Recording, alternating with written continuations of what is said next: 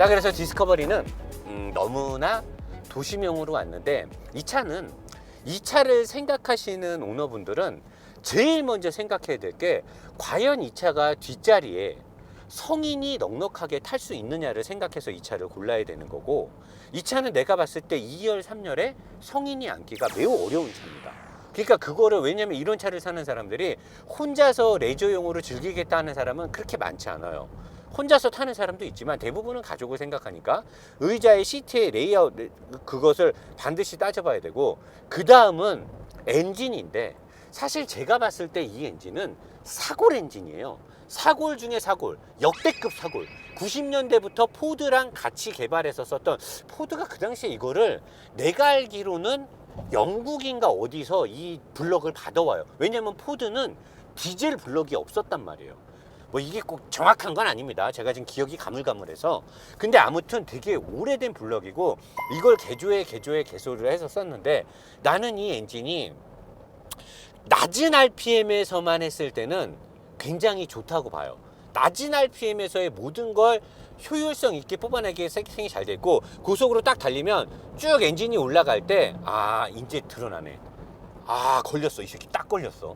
내가 아까 박 사장이랑 하차할 때 얘기했잖아요. 얘가 그러면 엔진이 매끈하게 올라가지 못할 거 아니냐. 양쪽의 실린더가 다른 배기 라인을 가지고 있고, 아무리 플랩에서 조절해준다 하더라도 매끈하게 6기통의 실린더가 이 배출 나가는 가스를 매끈하게 빼서 6개의 실린더가 똑같은 마찰 개수를 가지고 가야 되는데, 쭉 밟으면 엔진이 올라갈 때 1800부터 3000까지 올라갈 때 엔진의 RPM의 상승이 매끄럽지 않아요. 그러니까 이 엔진은 내가 봤을 때는 1500이나 1800 RPM에서의 밑에까지가 가장 효율성이 있게끔을 세팅을 한 거고, 싹 밟았을 때 엔진이 RPM이 올라갈 때 떨면서 올라가는데, 지금 보면 아까 2000rpm, 3000rpm부터 작은 터빈이 적극적 개입한다 그랬잖아요. 다른 디젤 차랑 다르게 3000rpm부터 4000rpm이 넘어갈 때는 훨씬 더 다른 디젤 차에 비해서 엔진이 좋아요. 그러니까 얘는 보통 엔진들이 실 영역 구간인 2000부터의 3000에 가장 매끈한 세팅을 하는 데에 비해서 얘는 1500rpm 이하에서의 막대한 토크를 내고 힘이 많이 나오면서 연비가 잘 나오는 세팅, 플러스 3500rpm 이상에서 셀이 밟을 때, 왜 잘 내와야 돼? 제규어 XF-S에 들어가고, 제규어 XJ의 고성능 버전에 들어가고, 레인지로버 스포츠라는 고사양에 들어가는 엔진이기 때문에 디젤 엔진임에도 불구하고 3500에서 높은 RPM을 쓸 때도 엔진의 효율성이 잘 나오게끔 세팅을 한 거예요. 그래서 실질적으로 일반적으로 두터운 토크와 넉넉함을 자랑해야 되는 2000부터 3000rpm에서는 매끄럽지 못한 엔진 세팅이 되겠다 볼 수 있겠네요. 수고했어. 그래서 이 차가 시시때때로 종종 존나 많이 미션이 존나 튀어요. 낮은 RPM에서도. 왜? 낮은 RPM에서는 왜 튀냐? ZF에서 이 미션을 만들 때 1300rpm 이하에서 이렇게 높은 토크가 들어오는 세팅을 하려면 더 비싼 미션을 넣어줘야 되거든. 근데 얘는 차값이 2억짜리가 아니야. 그러니까 아주 비싼 로직을 쓰지 않아. 근데 보통의 ZF에서 이 미션을 납품할 때는 일반적으로 낮은 RPM에서의 어느 정도 토크, 그 다음에 때리받고 갈 때는 2000부터 3000rpm 사이인데, 그때 이 엔진이 뭔가 매끄럽지 못하니까 미션이 튈 수 있는 거고, 아예 낮은 RPM에서는 다른 엔진에 비해서 너무나 더 높은 토크가 입력이 되니까 미션이 어리버리를 깔 수가 없는 거야. 그래서 내가 예전에 탔던 4기통 디스커버리, 또는 예전에 썼던 258마력의 디스커버리나 레인지로버나 제규어에서는 이 미션이 튀지를 않았는데, 왜 2019년인 최신형의 이 차가 미션이 이렇게 튈까? 똑같은 ZF인데 왜 이렇지? 물론 랜드로버가 쓰는 모든 차들은 트랜스퍼 케이서가 별도로, 미션의 일체형이 된 트랜스퍼 케이스가 아니라 별도로 된 트랜스퍼 케이서에 앞바퀴 축도 트랜스 엑셀이 별도로 있기 때문에 다른 차들과 다르게 앞쪽으로 가는 토크에 막대한 부하가 걸려서 미션에 부담을 주는 건 사실인데, 그렇다 하더라도 너무나 미션 팀이 많은데 그 미션 팀의 원인이 바로 이거였던 것이었습니다라고 나는 확신하게 말할 수가 있는 거죠. 2000rpm 전후에서, 그러니까 낮은 rpm이 세팅되어 있는 구간에서 높은 rpm으로, 방금처럼 악셀을 밟을 때 막 높은 rpm으로 이상할 때 특정하게 힘이 나올 때 엔진이 이상하게 떨어요. 그거는 엔진의 부하가 양쪽에 다른 터빈을 묶음으로써 엔진의 고유 진동이 다르게 난다는 거고, 미션은 최첨단으로 로직을 업그레이드를 하고 있는데 엔진이 최첨단 로직에 맞게끔 매끈하게 토크가 1100rpm부터 쫙 일률적으로 토크가 밴드가 쫙 올라가야 되는데 이게 약간 들쑥날쑥하는 거죠. 거기에 맞추다 보니까 뭔가 미션이 어리버리를 깐다. 그래서 이거는 미션의 잘못이 아닌 제규어 랜드로버가 치밀하게 엔진 세팅을 하지 못했다 라고 저는 보여집니다. 물론 저의 리뷰가 100% 맞다라고 할 수는 없죠. 리뷰는 지극히 주관적이기 때문에 저의 느낌을 듬뿍 담아서 내가 느끼는 그대로, 그치만 대한민국에서 이만큼 느끼는 똥꼬가 없기 때문에 웬만하면 맞다고 보는 게 좋지 않을까라고 생각을 하고 있는 거죠. 그러나 그랬거나 어쨌거나 저쨌거나 모는 내내 굉장히 항속에 어울리는 서스펜션과 고급진 댐퍼의 세팅이 되게 좋고요. 에어스프링 또한 굉장히 중량을 잘 이길 수 있는, 아까 5명이 다 탔을 때나 현재 3명이 탔을 때나 전혀 승차감의 변화를 주지 않아요. 그랬다는 건 차고 조절 센서와 중량을 감지할 수 있을 만큼의 세팅 값이 다 녹아 들어가 있다는 거죠. 어디서 받았어?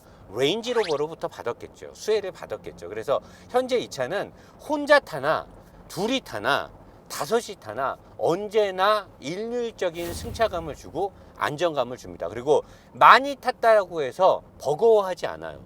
그만큼 에어스프링에서 에어 쿠션의 조절을 잘하고 있다. 굉장히 똑똑한 에어스프링이 들어가 있는 거죠. 에어매틱이. 그래서 너무나 좋고, 이 스티어링에 대한 느낌도 앞에 트레일링암, 텐션암이라든가 로우암이라든가 이런 모든 설계가 굉장히 잘 돼 있어요. 그 밑에 로우암과 위쪽에 있는 어퍼암의 구조도 그렇고 정말로 사륜의 차를 만드는 회사의 DNA가 처음부터 시작됐기 때문에 최초 차량을 제조, 설계, 공학적인 측면, 소재 공학까지 모든 것들이 중량급에 걸맞는 세팅을 잘 버무려 놨기 때문에 주행하면서 느껴지는, 물론 아까 제가 얘기했던 하부 소음이라든가 엔진에서 나오는 진동에 의한 불쾌감, 에어로다이나믹은 사실 랜드로버한테 너네 왜 에어로다이나믹, 노사장 말 들어보니까 너네 에어로다이나믹이 쪼까 모자르더라? 너네 하부 발음을 다스리는 기술이 왜 그것밖에 안 돼? 얘네한테 그런 얘기하면 안 되죠. 얘네는 에어로다이나믹을 계산하지 않는 회사예요. 무슨 4 곱하기 4 차량이 에어로다이나믹이 뭐가 중요합니까? 홈로를 잘 주파하고 안 부서지고 차가 튼튼하면 되는데. 그러다 보니까 에어로다이나믹은 얘네한테 얘기하는 건 어불성설이고, 그냥 얘네는 뼛속 깊이 DNA 모든 것조차가 사륜을 설계하고 이런 SUV를 제조하고 설계했던 회사이기 때문에 모는 내내 어떠한 상황에서도 든든한 사륜차에 내가 탑승을 해서 넉넉한 승차감과 단단한 안락함을 주면서 든든한, 뭔가 내가 이대로 가다가 돌발적인 상황에서 샥샥 했을 때 회피 기동은 잘 안 돼. 왜? 차고가 높고 무거우니까. 그렇지만 어떠한 돌발 위기 상황에서 발생하면 안 되는 불연의 사고에서도 뭔가 이 차는 나를 지켜줄 것 같고 내 가족의 안위와 안정을 꼭 감싸줄 것 같은 그런 안정감. 그래서 저는 디스커버리를 엔진 하나 빼고는 참 좋은 차라고 생각을 해요. 그리고 생각보다 덩치에 안 맞게 가속력 굉장히 좋습니다. 물론 뭐 다른 자가용을 탈 때만큼 그런 건 없죠. 왜냐면 사륜에 대한 저항도 있고 워낙 에어로다이나믹에 있어서 이 바람으로 뚫고 가야 되는 그 덩치가 너무 크기 때문에 그런 건 있는데, 그리고 생각보다 창문을 다 닫았는데 풍절음도 생각보다는 좀 있어요. 풍절음도 이쪽에서 좀 들리는 것도 있고. 그렇지만 뭐 전반적으로 핸들을 통해서 전해지는 이런 피드백 되게 좋고요. 이렇게 쏠 때도 규뚱은 하는데 아까 제가 얘기한 것처럼 규뚱 찰랑찰랑 이런 거 없어요. 규뚱 끝, 규뚱 끝 이런 부분 너무 좋고요. 그리고 브레이크도 생각보다 이 차가 중량이 있어서 좀 이렇게 밀리는 건 있거든요. 이 브레이크가 아무리 이 차의 브레이크를 센 거를 단들 바퀴만큼 입다시만한 브레이크를 닿지 않는 이상 2.5톤의 이 성인 남자들이 타서 전체 중량이 2,700~800kg를 육박할 때는 절대로 브레이크가 좋을 수가 없거든요.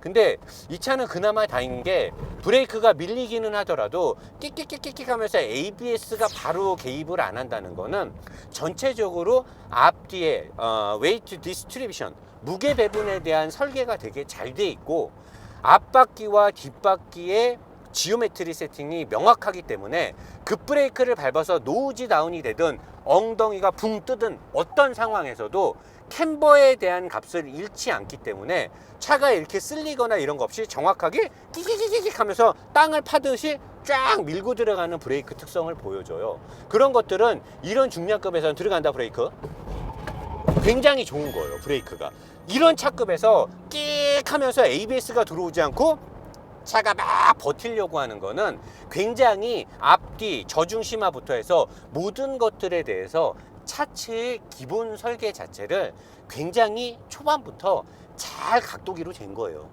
이런 부분은 랜드로버가 타타로 넘어가서 뭐 꼼수를 부리고 어쨌든 간에 이런 부분은 진짜 정통 SUV답다라고 얘기를 해주고 싶은 거죠.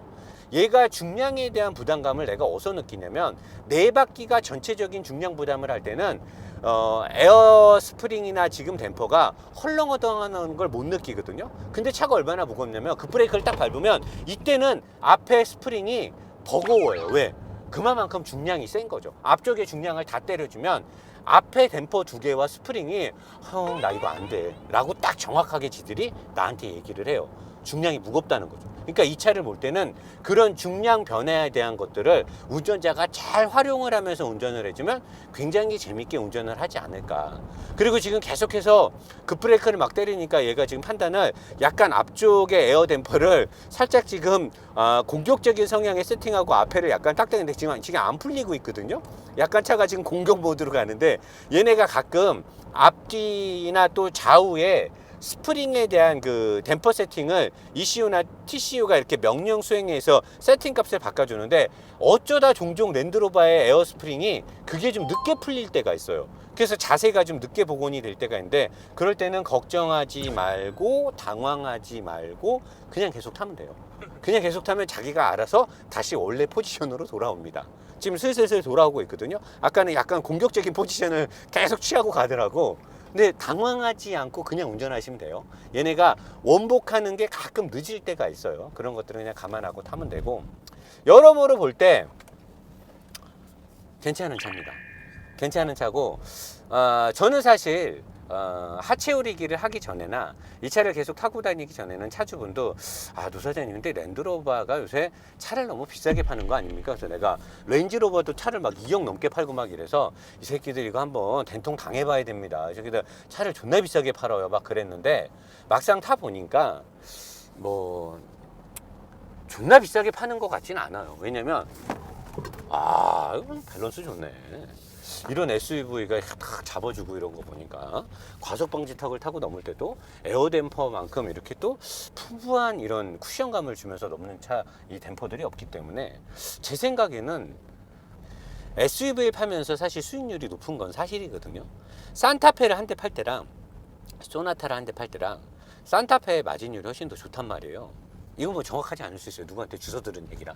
근데 내가 봤을 때는 그렇게 보여요. 차값을 보면.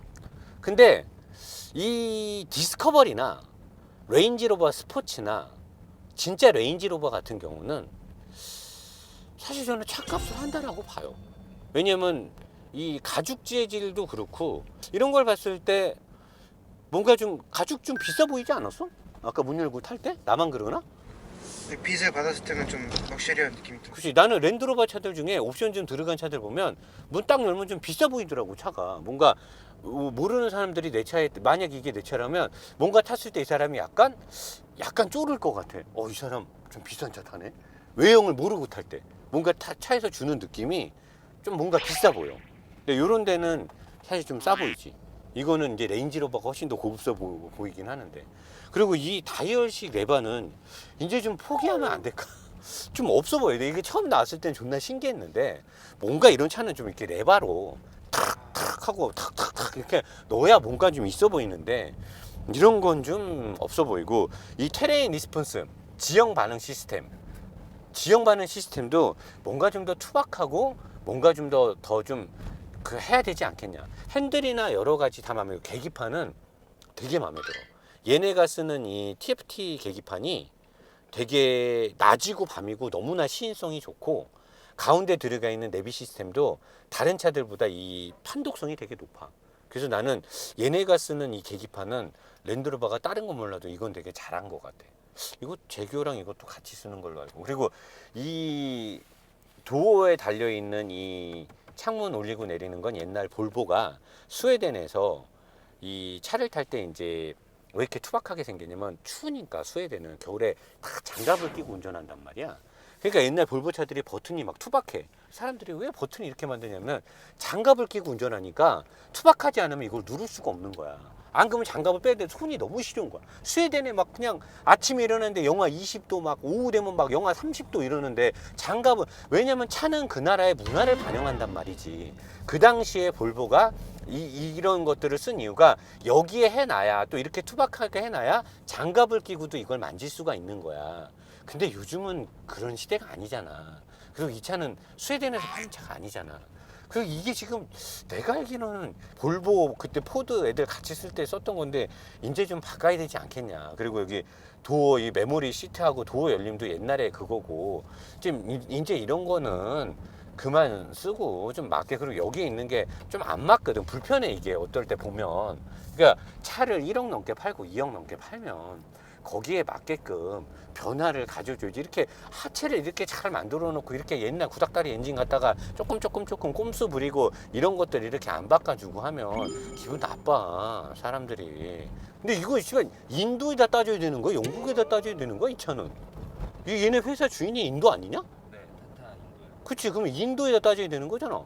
근데 씨발 영국 대사관에서는 이걸 왜 지네가 홍보하고 있어? 인도 대사관에서 홍보해야 되는 거 아니야?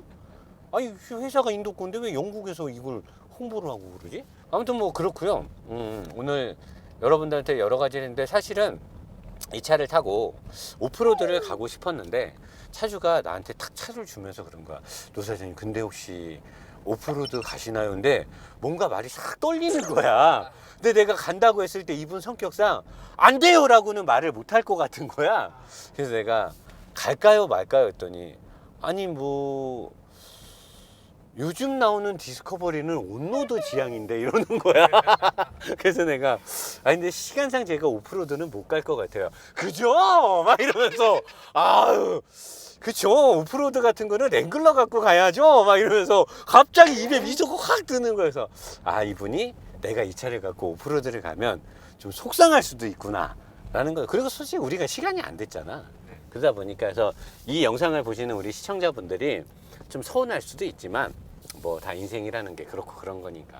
그래서 어쨌든 중요한 건 저는 엔진 빼고는, 실내의 어떤 몇 가지를 빼고는 괜찮아요. 그리고 엔진도 일반적으로 탈 때는 아마 일반인들은 느끼기 되게 힘들 거예요. 뭐 저처럼 예민한 사람이 그렇게 많진 않잖아요. 그리고 제가 또 원래부터 태생이 민감한 사람이 아니고, 여러분이 제 입장이 돼봐요.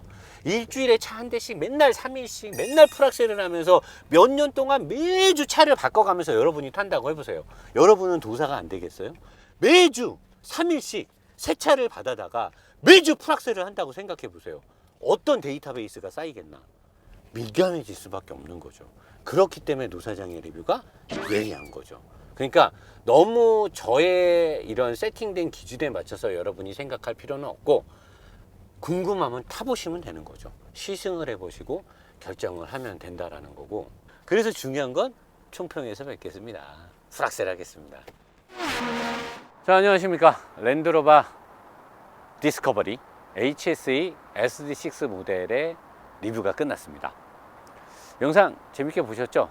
다른 때에 비해서 주행에 관련된 정보가 조금 없는 건 이렇게 보여주기에는 조금 뭐 컨셉이 안 맞는 것도 있고 해서 쭉 타고 나서 소감과 하체 우리기를 통해서 여러분들한테 이 차에 대한 부분들을 자세하게 알려주고 싶은 목적성이 강했고요.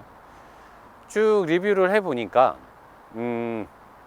디스커버리를 생각하는 우리 대한민국의 남자들, 뭐 전 세계의 남자들이라고 해도 봐죠. 또 아빠, 또 가족의 가장 이런 분들 보면 사실 가족을 위해서 이 차를 사고 가족을 위한 가족의 어떤 캠핑과 나들이와 레저를 위한 드림카 순위에 꼭 들어가는 차인데 예전 디스커버리에 비해서 많은 부분들이 변했어요. 물론 랜드로버라는 회사가 타타그룹에 들어가서인 거일 수도 있지만 소비자와 실구매자들을 위한 그 적응형, 맞춤형 생산으로 모든 것들은 바뀌게 돼 있거든요.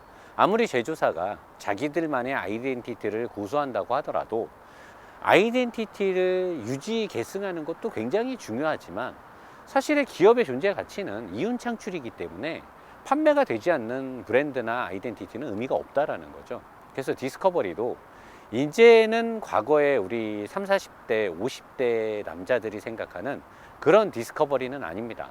그렇다 하더라도 완벽하게 환골탈퇴하여 우리가 생각하는 디스커버리의 아이덴티티가 아예 없느냐? 그렇진 않다는 거죠. 그리고 가장 괴리가 오는 부분이 우리가 생각할 때 디스커버리 그러면 8천만 원대 또는 옵션이 많이 들어갔을 때 1억 300 또는 DC 받고 할인 받고 한 9,700, 800 또는 아래급 모델 SE 모델이라든가 뭐 차동기 옵션 이런 거 빠지고 이런 것들 뭐 한 8천 얼마. 근데 이제는 그렇게는 못 사요. 많이 올랐는데 저도 이제 차주분하고 얘기할 때 차값이 너무 비싸다 라는 부분을 많이 지적하려고 했는데 쭉 타보니 그럴만하네. 엔진은 약간 사고의 엔진이 들어갔지만 나름 급변하는 요즘 트렌드에 맞게 변하기 위해서 꼼수 아닌 잔머리를 썼지만 잡기술을 썼지만 어쨌든 간에 결과는 높은 출력과 연비와 배출가스 규제를 만족을 시켰고 부드럽고 조용하고 뭐 최첨단의 터보와 뭐 트윈 스크롤과 VTG를 다 영민하게 잘 쓰진 않았지만 그래도 나름 구식의 엔진을 가지고 신식의 다른 어떤 시스템을 많이 쫓아가려고 노력을 많이 했고 제일 두드러지게 칭찬하고 싶은 부분은 플랫폼과 그 다음에 하체 구성에 돈과 개발비를 아끼지 않았고 개발된 그런 좋은 아이템들을 좋은 소재를 가지고 잘 버무려서 잘 만들었다는 거죠. 그렇기 때문에 정통 SUV 4x4를 생각하고 나는 정말 세단이나 스포츠카는 나와 거리가 멀다. 나는 SUV를 너무 좋아하고 사랑하는 매니아다라고 하면 랜드로버 같은 차는 특히나 이 파생 상품으로 나오는 벨라나, 이보크나 뭐 예전에 나왔던 뭐 프리랜더 이런 것들은 사실 별로지만 렌지로버라든가 디스커버리라든가 뭐 디펜더라든가 이런 차는 정말로 랜드로버사에서 아직까지는 자사의 아이덴티티를 잘 지키면서 만드는 것 같아요. 그렇기 때문에 여러분들이 잘 비교하고 생각해서 정통의 SUV에 뿌리를 두고 차를 만드는 회사의 SUV는 어떤지는 여러분들이 몸소 느껴보면 알 거예요. 그래서 레인지로버가 됐던 디스커버리나 레인지로버 스포츠를 타보면 사람들이 일반 SUV하고 다른 점들을 말로는 표현 못해도 몸으로는 느껴지거든요. 그런 것들이 바로 제가 오늘 얘기했던 그런 내용들이기 때문에 그런 걸 잘 염두에 두고 이 차에서 가장 문제점이 그거죠. 외모, 디자인, 익스테리어. 사실 칭찬하는 사람 드물죠. 좀 너무 둥글둥글하고 그 다음에 고유의 디스커버리나 이런 애들이 갖고 있던 각진 루프 라인이 없고 또 뒤에 테일게이트를 열었을 때 이렇게 열리는 하부 쪽으로 열리는 테일게이트가 없고 뭐 뒤에 의자가 낮고 이런 것들이 있는데 이런 부분은 뭐 사실 뭐 케바케잖아요. 보는 사람의 케이스 바이 케이스로 갈라지니까 그거는 뭐 소비자분, 실소비자분들이 결정하면 될 것 같습니다. 저는 값 대비에 충분한 제품 구성을 하고 있다라고 보니까 그런 부분 잘 참고해서 좋은 차 구매에 도움이 됐으면 좋겠습니다. 대한민국의 좋은 자동차 문화와 우리 시청자분들의 즐거움을 위해서 항상 프락셀 하도록 하겠습니다. 감사합니다. 프락셀 하겠습니다.